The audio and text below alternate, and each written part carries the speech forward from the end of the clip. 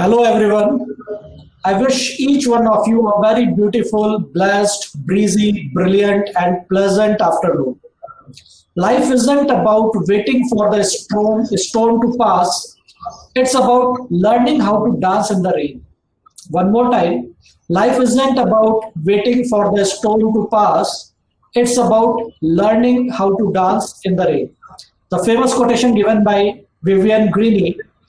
With this beautiful saying, I, Professor Shyam K. Mishra, your moderator for today's session, would like to welcome you all in the induction program of our 22nd batch of the PGDM. So before we get started, I would like to brief you about the flow of the session. Session will be of an hour and 15 minutes. So you all already know that where the first 60 minutes will be the session by our guest and rest 15 minutes will be for the question and answers. You can type your questions in the chat box and that will be addressed at the end of the session. Now I would like to introduce our esteemed guest, Mr. Himanshu Shah, the Managing Director of Snowflake Cloud Tech India Private Limited. Mr. Shah is the strategic global executive with a successful 28 plus years of track record in high technology, telecommunication, and consulting industries. He has a strong desire to enable digital transformation with a focus on cybersecurity, cloud, and data analytics with a startup-like and agile mindset. He has expertise to accelerate business growth through digital disruption and operational excellence. He has the roadmap-driven business engagement with focus on 4C of IT: consolidation, cloud, compliance, and cost. Mr. Shah has started his professional journey with Semantic Corporation in the year 1995. He worked in 3 global services and MSc software as well. He is a persona and we are glad to welcome him today as our esteemed guest. So over to you, Mr. Shah. Thank you so much for the wonderful introduction and the welcome. Very excited to join the students and a lot of others who would be in your team as well. I'm going to spend an hour on a topic that is very near and dear to me, and that is about how we have to navigate our careers, our brand in this changing digital world. So with that, here is a quick structure of what I will be walking through in the next hour. We'll take a bird's eye view of this session first in terms of what we will see in a single picture. It is also very important for me to really share this one perspective of how digital world, digital transformation has changed our lives in the recent past. We'll look at that with both the contexts where we have been compared to where we are today and where we will go. I will spend a few minutes talking about the data cloud, and then towards the end, some conversational thoughts on how each of us can navigate in this changing landscape of digitalization, and how we can build our brand in the process. I want to start this conversation with a little story. Imagine you are in the driver's seat of your car. You're a big person, so it's somewhat difficult to get out of a small car. Now, you have this new age vehicle that can do some magic with your passage out of the car. So you think about, what if when I step out of the car, the steering wheel telescope moves in, my seat comes behind so that it creates a little more volume for me to get out of the car. So somebody made that request to incorporate that change in Tesla. Tesla is the modern day battery operated electric car. And you'd expect that, oh, wow, this sounds like a great opportunity to improve the driver experience. So perhaps we can build that feature in a new version of the car. Well, hell no, the customers can't wait for that long. So what about we try and do something with the assembly of the car and have them bring the car to our showroom, to our service center, and fix that to make that happen? Well, that's too much of effort to make that change, both for the company and for the owner of the car to bring the car to the service center. How about this? I send you a software patch that will automatically upgrade your car to send the telescope behind, to push the seat behind, and create more space for you to get out. That's what happened. Actually, that's what happened in those cars that could receive that software update to automatically configure your vehicle. So what has happened? Our lives have changed. The car has become a computer, is computer the car. They're both interchangeable. And that's where we are today. I'm hoping that the next 20 minutes or so, I will give a little more of a narrative on where we were and how we got here and what do we expect to see as more changes in the process. This is a bird's eye view of what you see on the left. Our technology looked like maybe 10, 15 years ago. And we have all been using social media for many years now. Our phones have become smarter compared to having the original phones that didn't have any display. Then you had a display in the text format. Then you have very smart interactive phones. So that came to our life, and that opened up a lot of doors. Remember the first iPhones, the iPods, we used to use to play our music. Now it's all integrated into our modern day smartphones, but that's where it started. That's where a lot of social media presence started. There was also this thing called as cloud then, which we are all very familiar with now. But what it really meant was taking a lot of our workloads that we used to implement on our computers, in our data centers, in the IT rooms of the big offices. We took them and we said, you don't have to worry about it. What you need is just an endpoint, a computer that connects to the internet, and everything operates right in front of your eyes, but it operates on the cloud. That happened as well.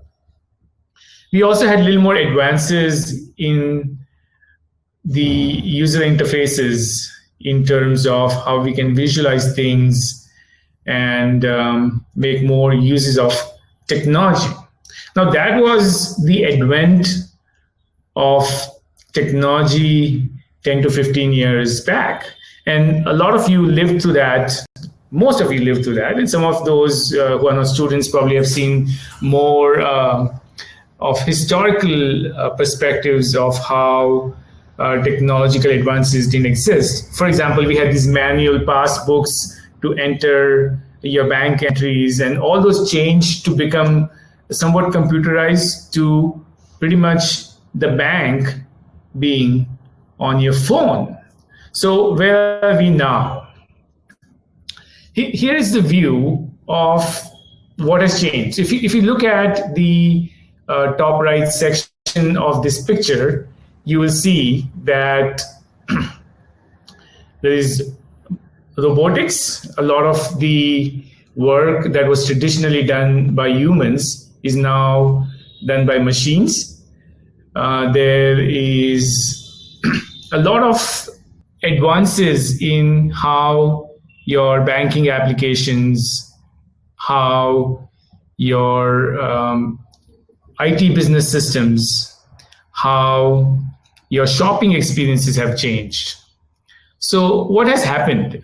There is this term that Gartner calls as tequilibrium, which is defined as a balance point in which the enterprise has the right mix of traditional and digital capabilities.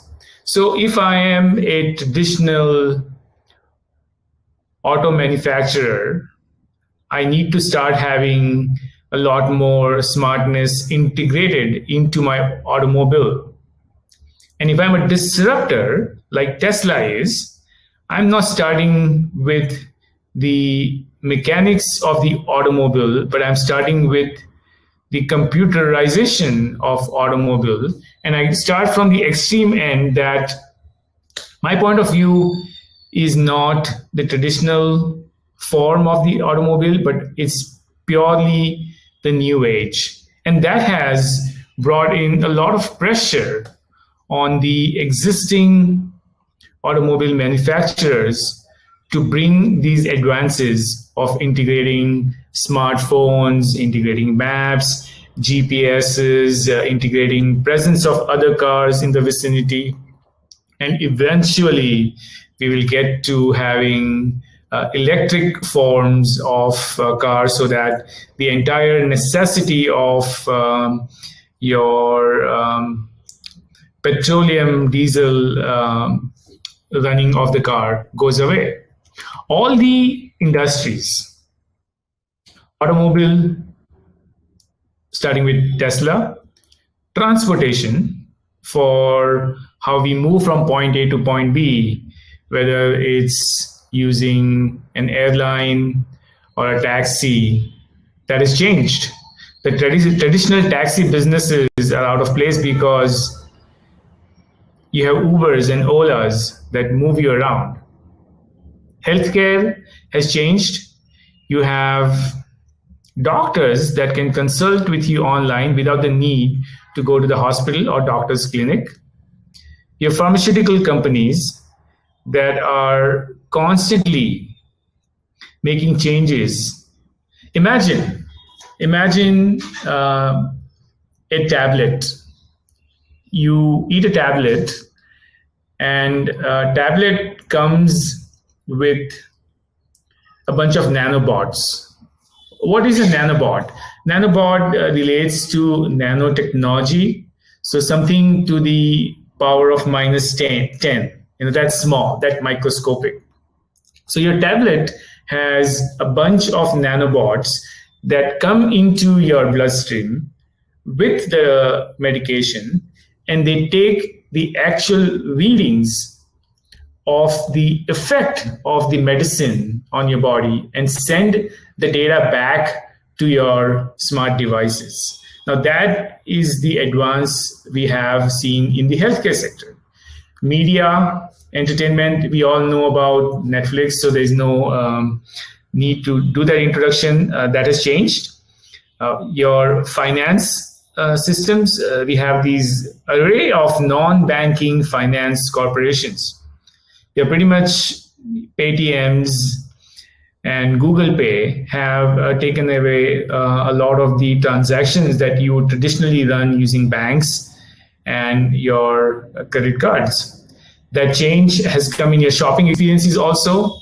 That change has come in technology as well, because I mentioned early on that your traditional data centers, your compute centers where you used to host your IT systems, they are all on the cloud. So you can start your company pretty much with your computer, and you don't need a very sophisticated infrastructure to run your business anymore. Additionally, think about hospitality. Heard of Airbnb? Airbnb, if you imagine what it is, it's pretty much your room in the house that you can lend to people for short-term stays, your second home for short-term stays, and create this economy where you leverage on all the unused spaces and provide a very, very cost-effective, geography-efficient option for the travelers to find accommodation. Now, how big is Airbnb? Airbnb has worth that is more than 3 of the largest hotel chains combined together. So you take all the Hilton hotels, you take all the Marriott hotels, you take all the Intercontinental hotels, their combined wealth is less than the Airbnb's wealth. Now here's the beauty. These hotel chains, they own a lot of property. Airbnb owns nothing. They pretty much use their technology resources to provide for the short-term accommodation that a very organized sector like a hotel industry used to provide with their own staffing, with their own real estate, with their own infrastructure. So that perspective, the game has changed. Now, why do I need to know this as a student? Why do I need to know this as an employee in the new economy? Here's why. Whether you're in the transportation, automobile, healthcare, pharmaceuticals, entertainment, finance, technology, any of these industries, the life around you has changed significantly.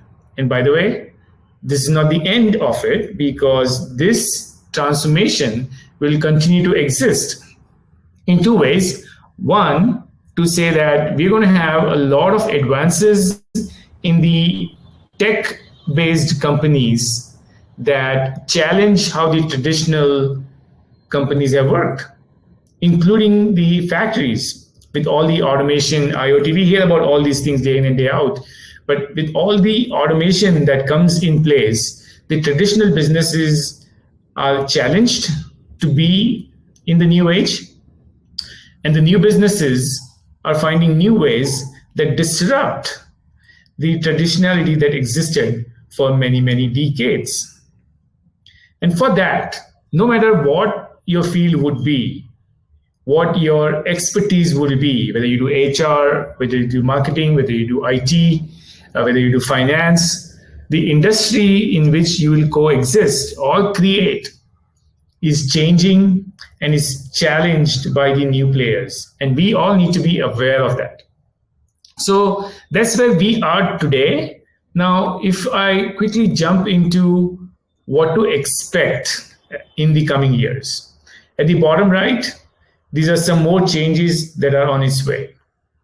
We hear about 5G. You probably may or may not have heard of microcontrollers, may not heard of quantum computing. We all heard of crypto by now. So all these technologies will continue to disrupt the traditional space. If you think about what is quantum computing, it is closely tied to quantum physics, a subject that even Einstein had difficulty understanding, and is still a very complex undertaking. It's a complex opportunity. But with quantum computing, you can solve at some point in time your global climate crisis, global healthcare issues, and issues around any food provisioning for the planet. All these problems that we need to tackle for the planet will be addressed by these technologies. They're going to continue being in your face. They're going to continue to disrupt. Now, the reason it's important for all of us is to know that things are going to change, and what role am I going to play in the process. So that's pretty much a summation of how the digital transformation has evolved and what we expect as we move forward. I'm going to take a pause and then talk about the Snowflake story. Reason it's important, one, because I represent Snowflake, and two, because data becomes an important constituent in our life. And what do we have to do? Now, I will not spend a lot of time because this is not a marketing pitch about Snowflake, but it is also a very, very relevant topic on what role does data play. So imagine how many Facebook posts get created, how many Instagram notifications happen, how many images do we create, how much data gets created on this planet on daily basis. Phenomenal. Now, how do you create intelligence out of the data that exists? Snowflake was built primarily to be that data platform, and it is a big player in this ecosystem of digital transformation that I narrated. It was founded about 9 years before today. And if you look at the top right bubble here, we went public in 2020 to be the biggest software IPO ever in the history of time. Bigger than Microsoft, bigger than Google, bigger than Facebook. And that is with the premise that managing the unprecedented growth in data is the biggest undertaking that exists for both the traditional corporations and the new age companies. It's a quick sneak peek of our founders and our CEO. You can do a little more reading on this. I don't necessarily intend to spend a lot of time, but just wanted to make sure that I introduce our company. This is all the places where we exist. We continue to grow in India.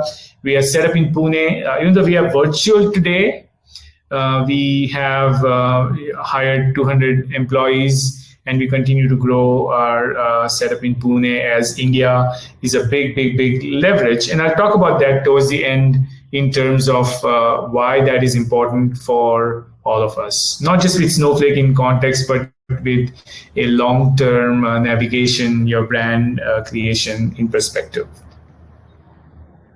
Snowflake's mission is to mobilize the world's data. And I will not go into the technicalities. At some stage in future, if I have the opportunity to present how we do it, I will share the magic with you. So I guess we are roughly at about 23 minutes into this conversation. And I want to take you back to the original picture I presented, and I've provided a little more specificity at the bottom this time.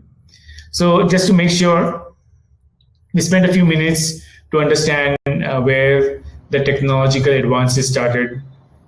We looked at how all the industries have been disrupted by the tech players, how the new age companies challenge to make the traditional businesses more efficient, because where on earth would we have expected to see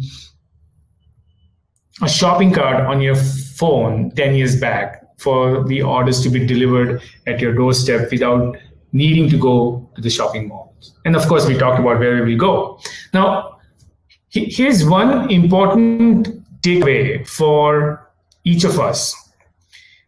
Assuming that this whole digital economy existed and exists, what does it mean to me? What role do I play now? And what should I expect? So first and foremost, you look back in the past, you look at the current state and think about, let's try and build knowledge to have a strong sense of appreciation for what was created.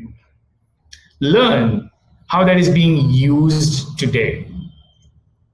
Use that knowledge and wisdom to exist today to predict and play in the future. I may repeat this thought again in the upcoming slides, But then, just as all these unprecedented changes, they are in our face, how do I really cope up to deal with that?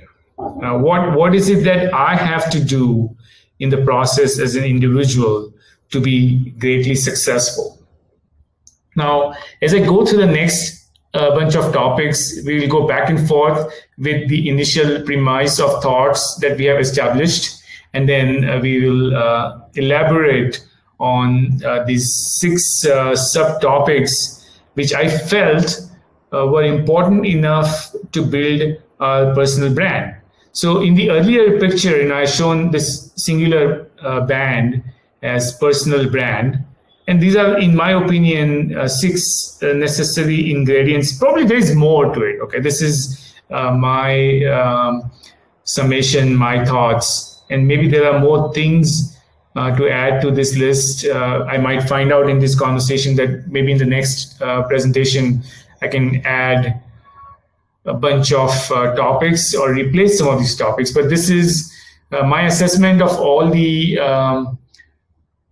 trainings that I have provided, all the development opportunities I have provided in my organization. These are the 6 essential ingredients, and let's walk through each of them for a few minutes at a time.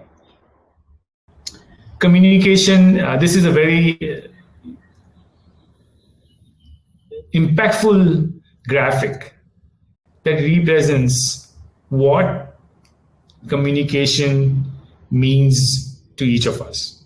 70% of our life that we exist and live with, we are communicating.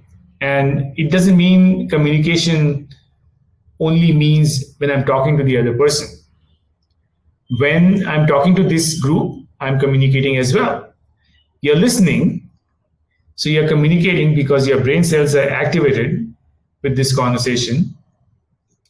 Sometimes we write, that's communication. When we read, that's communication. The medium is not human when you're reading.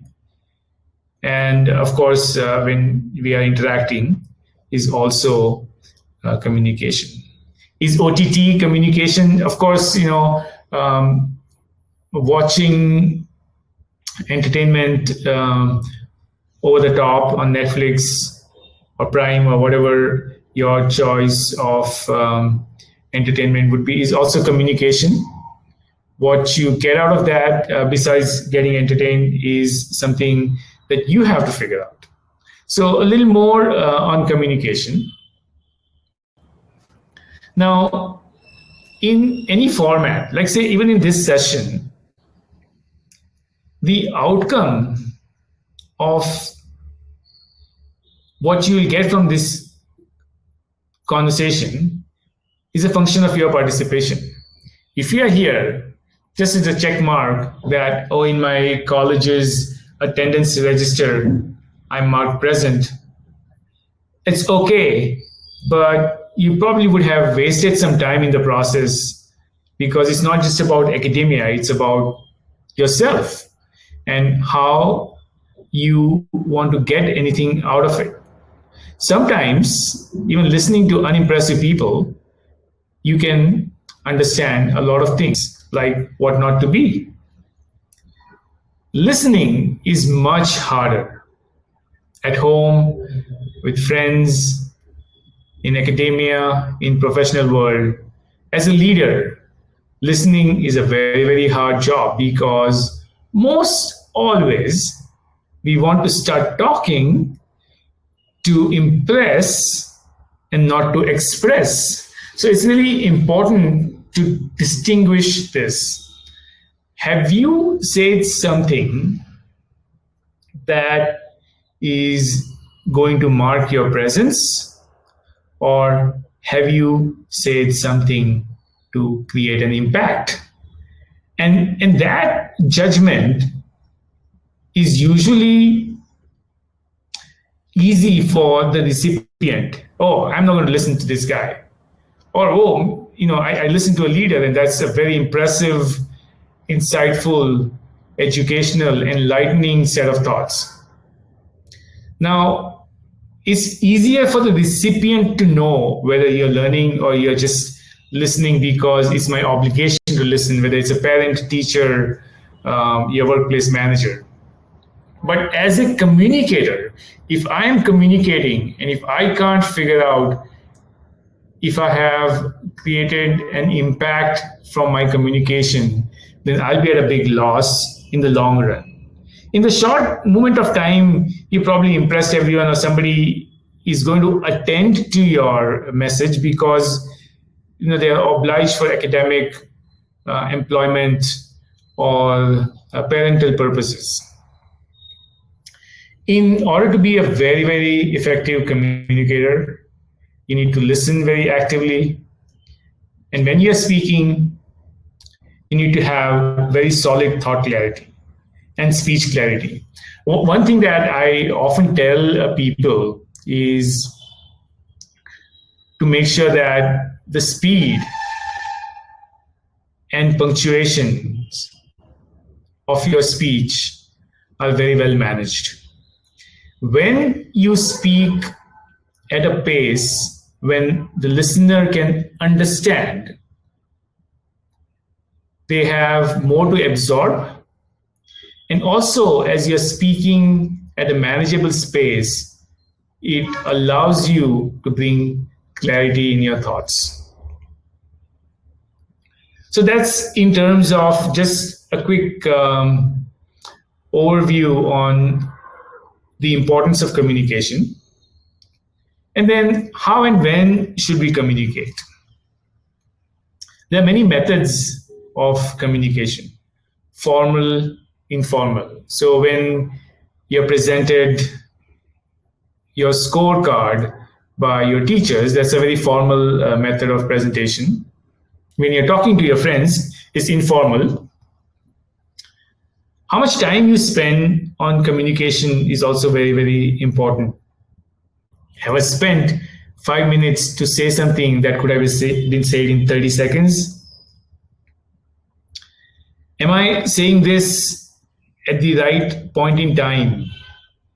Am I expressing my feelings? Because we talked about expression and not impression. But in this case, the expression is important because your animation, your anger, your happiness, your concern should also be reflected.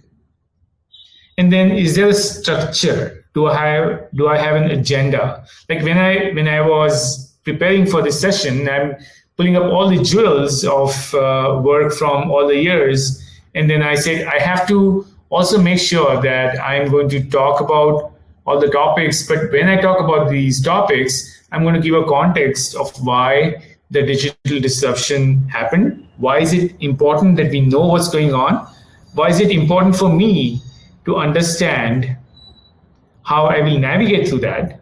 And what are certain qualities? And that is also an important construct for any communication.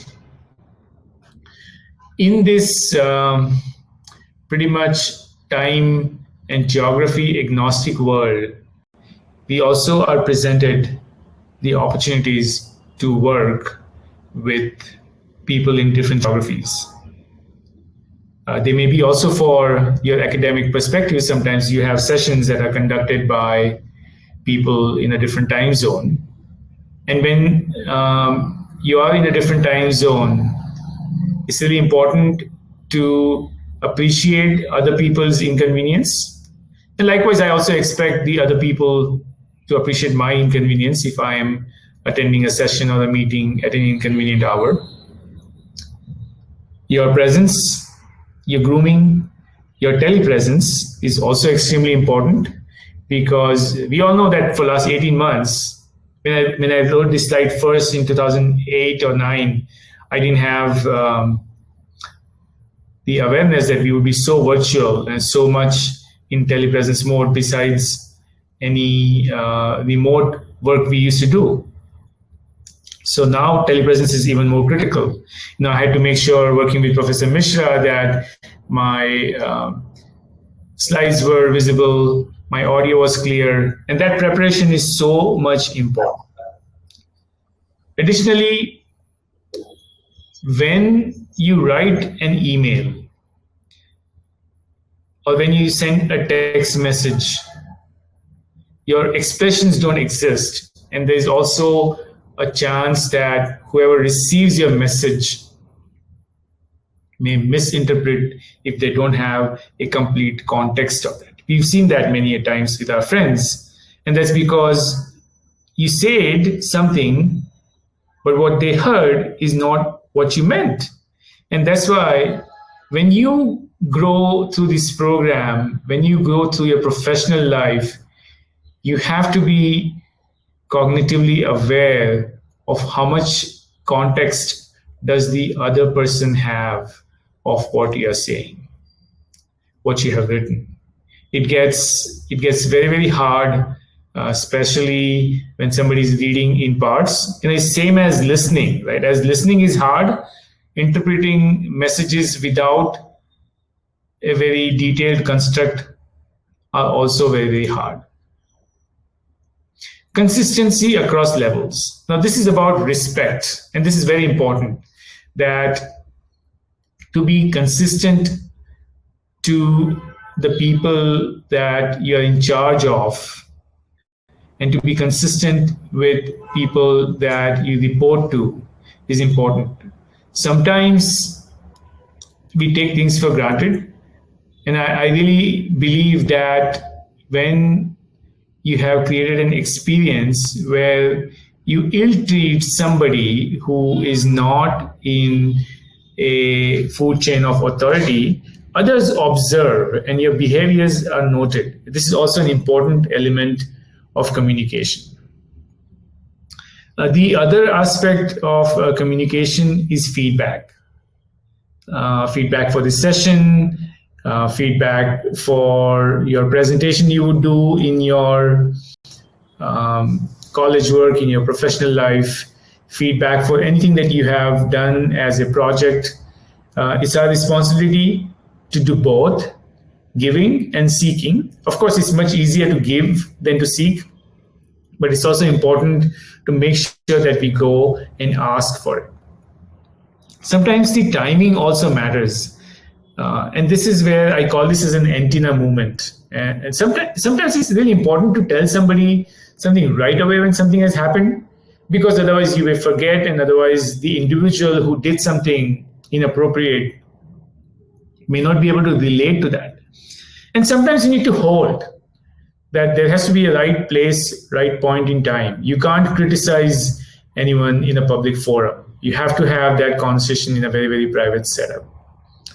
So really important in terms of the timing, the need for receiving feedback, and also how formal you want to be in providing that feedback. There is a really, really great video that I reference at the bottom of this slide. It's about this presenter, Amy Cuddy, and she talks about body language, and she talks about your internal wiring, your internal being, to be sure that you've done that introspection to understand a certain wiring change you need. So her thoughts start with this mindset of fake it till you make it. Okay. And that means, you're doing something so artificially that you make something happen. But it goes beyond that I'm going to fake it till I become it, till my internal wiring demonstrates that confidence, that stage presence, all the bits. It's just an amazing, amazing talk about body language and how your internal wiring, one should be introspected and then challenged and changed over time based on your capacity. When I first wrote this slide, I think in 2011, this video had 33 million views, and you see there are like another 30 million views that have been added. So it's a very, very impactful, popular, phenomenal. I think it's a 20-minute clip, but it will change your perspective on communication. Okay, the next one is on knowledge. What does it mean? Of course, your MBA program, your master's program, your PGDM, whatever you're studying is a big source of knowledge. And that's always there. There's so much knowledge that does exist with the books, with the internet, and there's this big on-the-job learning. What happens is on the job is a lot different than academia, because academia gives you a launching pad. It gives you a certain amount of training, but the real experiences come when you've done things on the job. Early on, I wanted to say this one thing. Firstly, I'm very happy that a lot of us from the industry are doing this introduction session as you start your academic program. And it's a really nice thing to see happen. Now, of course, post your academics, you will have an opportunity to. It's my beautiful wife in the background. She walked in, so sorry about that. Okay. In terms of academics, I said we start at the start of this session to share about what happens in the industry. And then at the end of it, you will do your internship. In between your starting and in the duration of your program, it's really important that your academia is interspersed with industry learning. And that is something that is usually facilitated by colleges. And then sometimes you also have to take your own effort to find people that's going to provide you with that support structure. Okay, so again, the other aspect that's important I want to hit upon a little bit is the books. And I talk about it again in my last slide.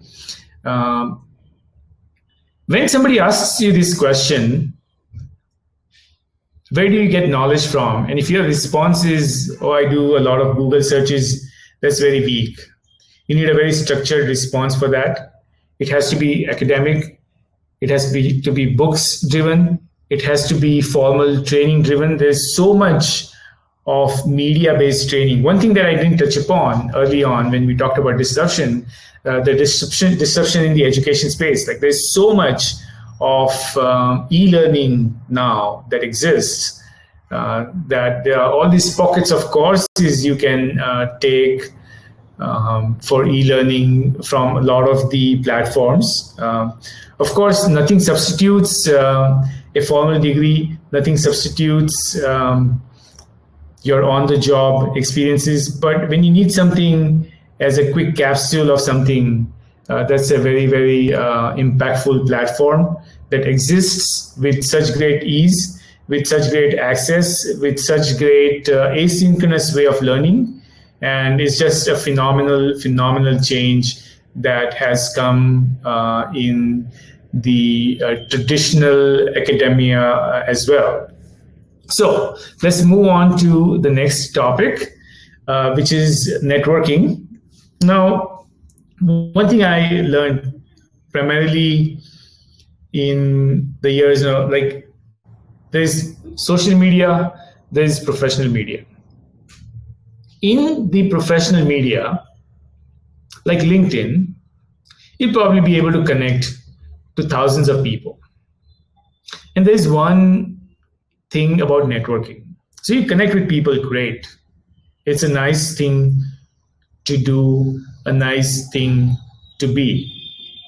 Now, say, imagine you're on Facebook. I have no social media presence as such, except for professional media. But let's say you're on Facebook and you have these thousands of friends. You land into maybe half a dozen of them on the road, in the mall. You're probably not going to recognize each other. The professional networking media will be similar to that. And what do I mean by that? So sure, you can connect with people on LinkedIn, and 500, 1,000 accomplished people. But when you need real help, nobody has time because there's so many people reaching out to each other, and to take time out is extremely difficult. And I'm not suggesting that it's a norm, but of course it's an exception in many ways that you'll get the right help from professional media. It doesn't mean I discourage doing that. That's the foundation, to be on professional media, to be on social media, because social media also gives us this recharging that we need. And professional media will give us the right knowledge, right visibility into people. But don't expect that you will find the right person at the right time in the need of time. So what do you do for that? What you do is you take your networking skills beyond the professional media. You build long-lasting relationships with people. And how do you build them? You build them by attending a lot of sessions. You build them by meeting a lot of people. When life opens up, attend conferences. When you meet people on your flight, in your train, build those relationships that will last. Ask people to come over for coffee. Go attend coffee sessions, go attend breakfast sessions, go attend all these alumni sessions that happen, and build those relationships that exist outside of digital media. And if you evolve that further, do this. Be a mentor, be a mentee. Find people that will coach you, and find people that you can coach. It doesn't have to be only one way. It has to be reciprocated.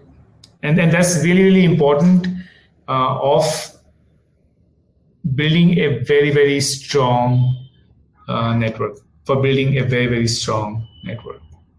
Of course, I don't discourage using professional media. It gives you a lot of knowledge, but that's more passive than building relationships, identifying mentors that last for a lifetime. Okay, let's go to the fourth dimension. I have another 10 minutes to go through this. There is no substitute to hard work. Some people think that I'm very smart. I can speak well. I'm a good finance person. I'm a good software engineer. I'm a good content creator. All that is great. That is your subject matter. That's what you learn. That's what you specialize in. That's what you do in isolation. And to really make a great impactful scale out of it, you have to work really, really, really hard. There's no substitute to that. One of the 10 books I recommend towards the end is a book called as Outliers. And that talks about, in some chapters, how Beatles became Beatles. How much practice is required for somebody to master a skill? How much an Olympic athlete has to work on to get to that gold medal? And to become that, it doesn't happen overnight. It happens by doing the same thing over and over till you become the master of the skill. Now, of course, when you're working on a task, you have to make sure that you're thinking about the larger entity before yourself. Don't think about money. Money will always follow your efforts and outcomes. And as I put that in the quote at the bottom, opportunity is always reflected in overalls, and it looks like work. So pick up your spanner, pick up your computer, and give it endless time. Pick up your kitchen, if you're a chef and you want to create these extraordinary recipes, but there is no substitute to doing really, really solid hard work. The other thing is that is really important to me is the macroeconomy. Now, this is what I call as an adjacent space. What does it mean? So I'm a subject matter expert. I understand marketing really well. I understand HR policies really well. I understand certain laws, regulations if I'm a lawyer. If I'm a technologist, I understand programming really, really well. All that is good. But to exist and succeed in this world, you need a lot of adjacent skills and adjacent knowledge that is not your subject matter. Very simply speaking, so somebody is an HR practitioner. You have studied HR laws. You're in India and you understand the laws of the land really, really well. But now I work for a multinational company that wants to set up base in India or that has a base in India. Am I generally aware of what happens in other geographies? Do I have the global context? Do I understand what are certain ways of working with cultural context and other elements of life? So for that reason, it's really important to know what's going on around the planet. You have to have a very solid knowledge of major events. Like we know, for example, what's going on in Afghanistan. It's in all the media, social, professional, printed, friends, family, everyone's talking about it. So that's kind of general awareness and we would all know about it. But do I know more than that? Have I studied what economic impacts will it create? What does a country like Afghanistan produce? What does a country like Afghanistan depend on? Do I understand? And by the way, this is just a point in time, but something else happened in China when the pandemic hit us. Did we all appreciate what it would be like? Of course, we couldn't predict everything that it could be, but we could at that point in time understand that something that happens in a powerful nation will have a significant ripple effect in another geography. Do I understand the finance? Do I understand the economics? Being an HR person, is it important for me? Of course, the definition point of view, all of us must know about a certain set of things.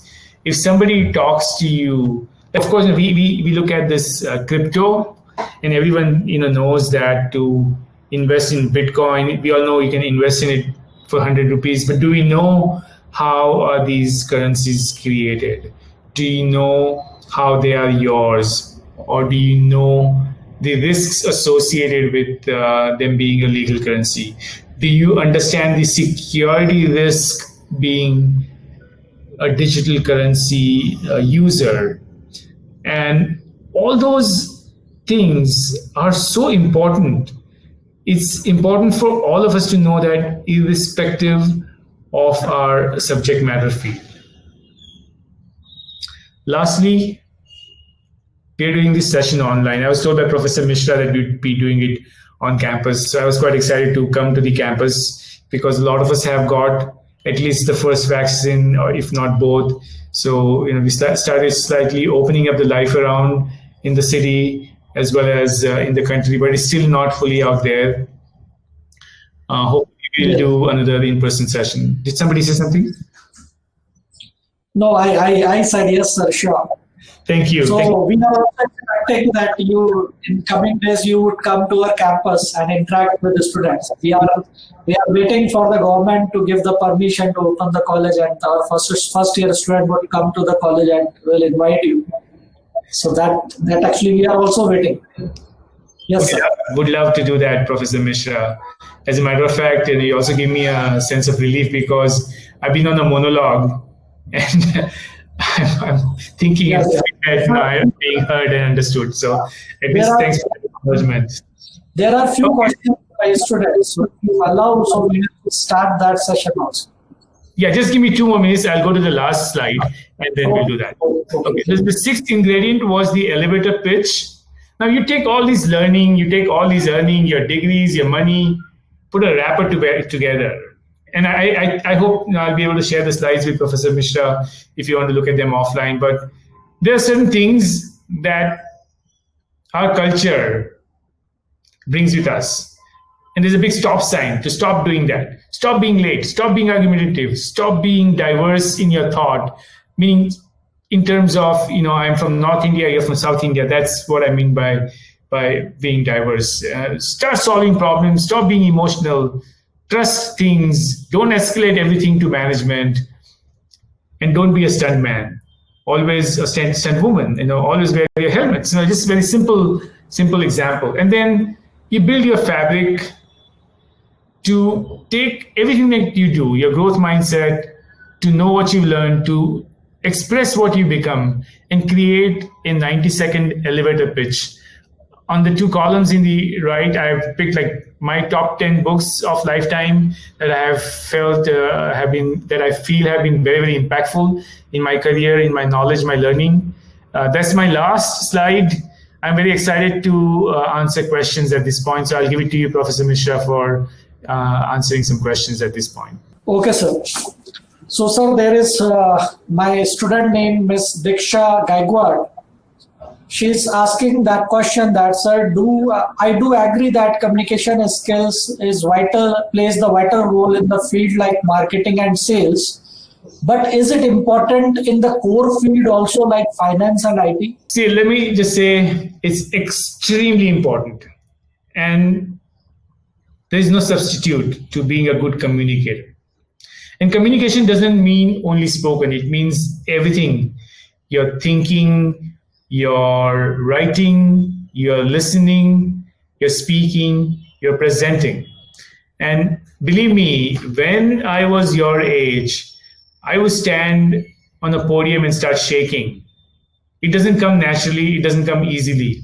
It comes with time. It's extremely important. Imagine, Diksha, you're working for a finance company that is based in multiple geographies. You're working with individuals on phone, you're sharing your financial reports. Your work is never limited to your machine. If that were the case, then the work would already be done by machines, right? So since we are humans, we'll always interact with more than machines, because if we were just going to interact with machines, the machines can do all the work. The machines today are built, the advanced machines are built such that they can think on your behalf. They will tell humans, stop thinking, I will think what you're going to eat. I will tell you what you should wear. I will tell you where you should travel. The machines are very, very compellingly rich. To overpower machines, you have to engage with other humans. That's not an optional thing. So communication is extremely important. Now, if you assess that it's a very, very strugglesome thing for me, don't feel that you're alone. Don't feel that tools don't exist.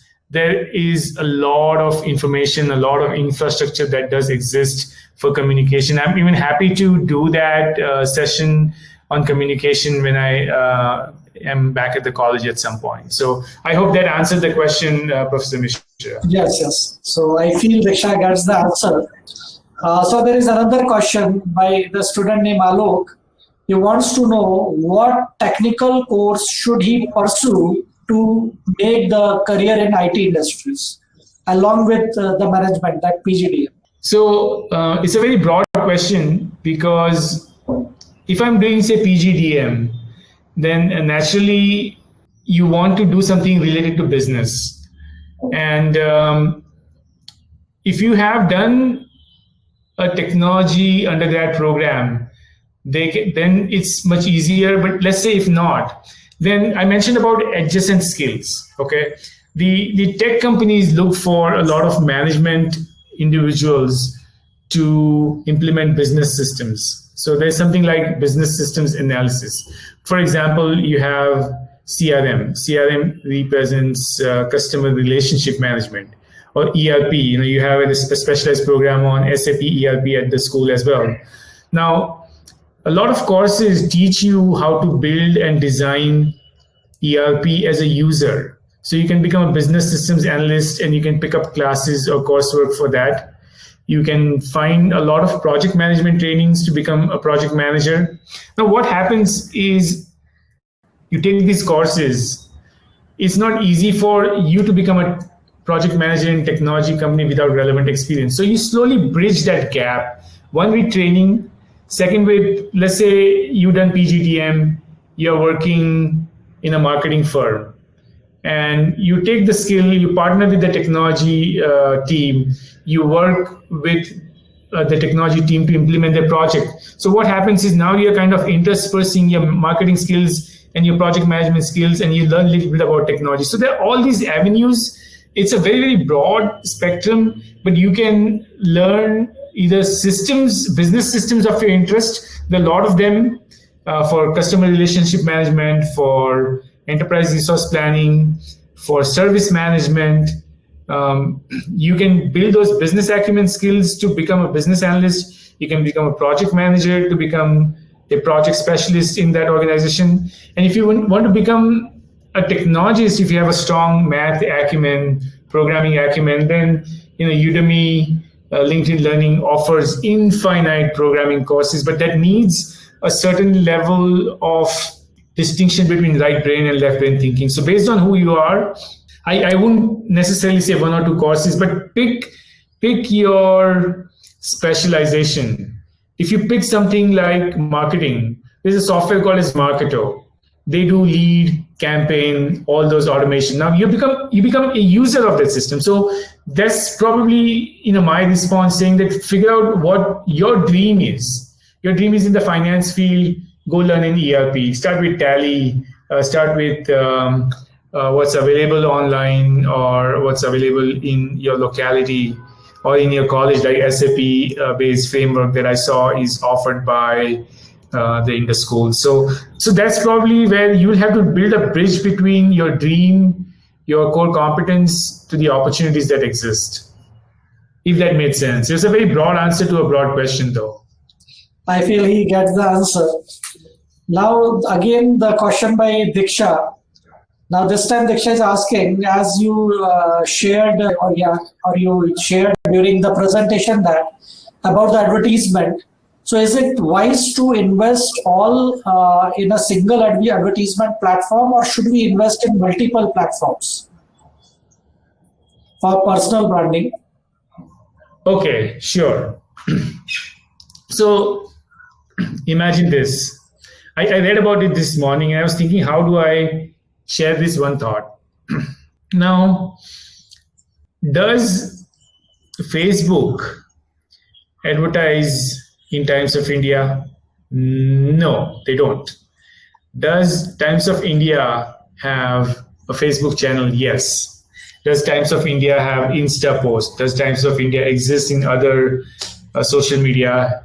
The answer is yes. Now, by the virtue of social media and its presence, it depends on who your target audience is. Now, if you go back in time, something like Facebook has existed for many, many years, and people have kind of stopped using it. The new age uses a lot of different platforms for engagement and interactions. And some platforms get outdated. So your campaigns should be very, very specific and focused on age group, geography, and specific field of interest. So you have to take these three considerations and then figure out, am I going to publish something that is local to one geography in one media, and I spend a lot of money on that, or do I spend a small clip and put it on multiple channels? So it's a function of a little more research. There's something that I have studied called as a network effect.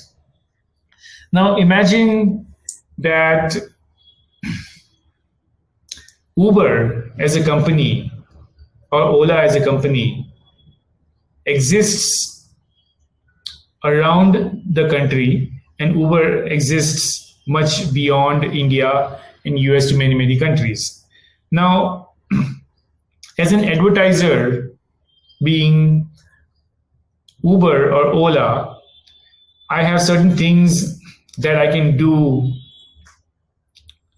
across all the geographies, or where there is not enough drivers or not enough riders in a specific geography, because I manage my business as multiple geographies. So then I do a very targeted investment on a specific media in a specific geography.